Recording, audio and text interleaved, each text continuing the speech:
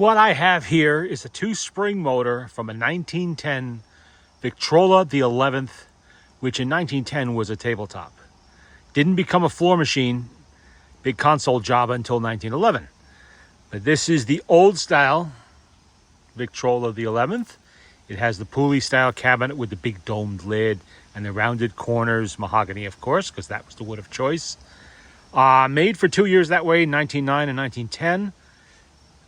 These style of motors are some of the oldest used by the Victor company. And you will find this in a Victor 3 talking machine, bighorn machine, stuff like that. And it would remain in service. Let's see, when did they stop at this? 1912, I want to say. Maybe into the early months of 1913, but at least till 1912. This style of motor would be in use.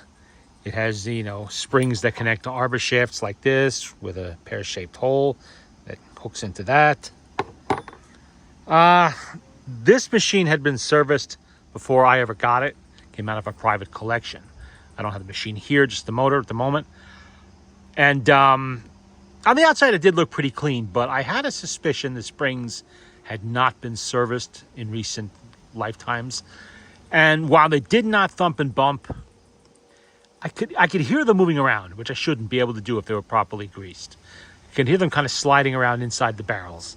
These are the barrels with the press fit tops like this. And it's pressed on there, just tap it and it's done. Actually pretty easy to work with once you understand how they work.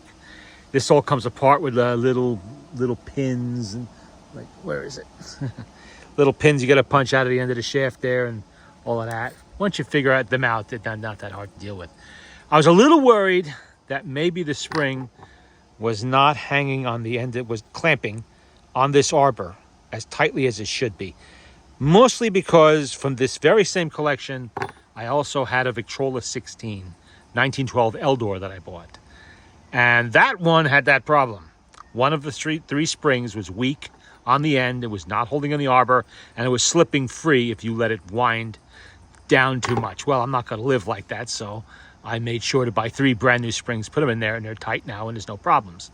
I don't want to have to be worried every time I wind the machine or play it. I got to make sure I don't wind it down too much, or, not doing that. So I have 2 brand new springs. See them right there? Brand new springs to put in here.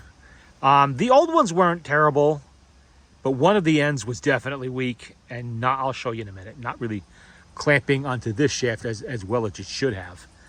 And so it's a good thing I did look. And it was a little bit dry.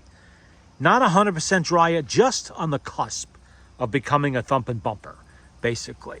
So now this is fresh out of the bath. So this has been cleaned. Not detail cleaning to do yet, but this has all the heavy deposits removed. Because it wasn't 100% solidified, it came out fairly easily. It was clumpy, but it came out. Lots of black graphite powder and all that. You can see these motors used a brass gear here in place of what would be steel on the later Victor motors that would come along in 1913.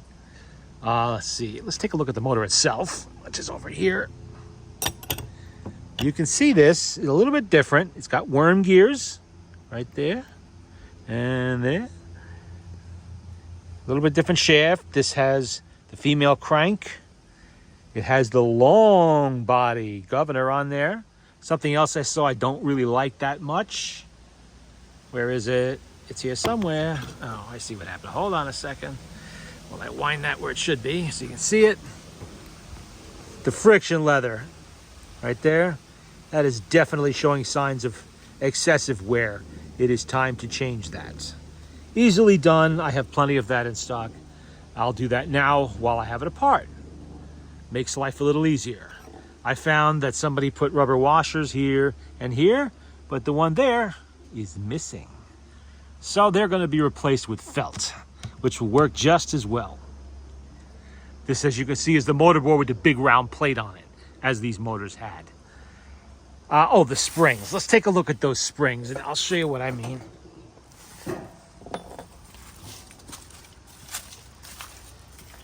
Okay, here are the 2 springs. And you can see they're a little bit limp, but they're not horrible. Look at the center here. Okay? And now look at it over here. it is noticeably much larger. That's just holding on the end, and it's relying on tension to keep it in place. Not good. Yes, I can bend that back, but from experience, I know it's not going to stay that way.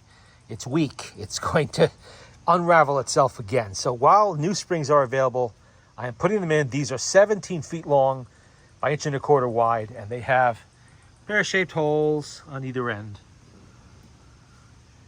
And they are available from, let's see, these ones I'm about to use came from the phonograph shop, but you can get them at other places too. They're around there. I think I paid $45 a spring, something like that. And for a machine like this, it's worth it. Because while the tabletop Model 11 is not excessively rare by any means, there's a number of them around. I know of 3 you can get right now. They're not that common either. And they are the old style Victor machines. You want to keep it in nice shape for future generations to enjoy and not curse you because you didn't do some simple repair 50 years earlier that now they can't find parts for. So you want to keep them nice, and while the springs are available, why not use them? These are original Victor springs as far as I can tell. They probably are from 1910. I would not at all be surprised. I've seen that plenty of times before. They have the Victor, Talking Machine Company stamp on them and all of that stuff. And that would have only been on Victor parts 1928 and down before RCA took the company over. So you're dealing with some very old stuff when you see that. And that is the direction of travel on these. This is the lowest spring, the one that's nearest the brass gear, like this. This is the upper spring, the one furthest from the brass gear. You see different directions of travel. It is possible with this type of spring to install these backwards. So you always want to take very careful note of the direction of travel before you start putting things back together. You don't want to make any mistakes here because it's messy and basically it's just a pain in the ass. You don't want to do that. Later on with the improved motors, they eventually went to a hooked end here that just hooks into the barrel there, and it's got a bent end in the middle, and that made it pretty much impossible to put a spring into a Victor barrel backwards. You can't do it anymore after that point. But that's what the springs look like. Not totally destroyed, but not really strong either. When I open the new springs, they're going to take up, unwound, they're going to be like this whole area here. Easily big like that. Not like this, because they're going to be fresh. How long do springs last to keep their full power? I don't know. This machine's 111 years old, whatever it is, and they've only gotten to this point, so they will last until they break or they no longer function. And who knows how long that's going to be. My guess, 100 years. Why not? And this is the shit. Oh, yeah, I showed you that already on the motor. Let's take a look. Is there anything else we missed? I guess not. This is the outer barrel. And this is the arbor for the inner spring. It's part of the barrel assembly itself. I showed you that and that. And this will be back together in a short period of time. And I'll reinstall it in the machine. And that's that. This is a keeper, this one. So I'm not worried about putting brand new springs in it at my expense. So that'll be it.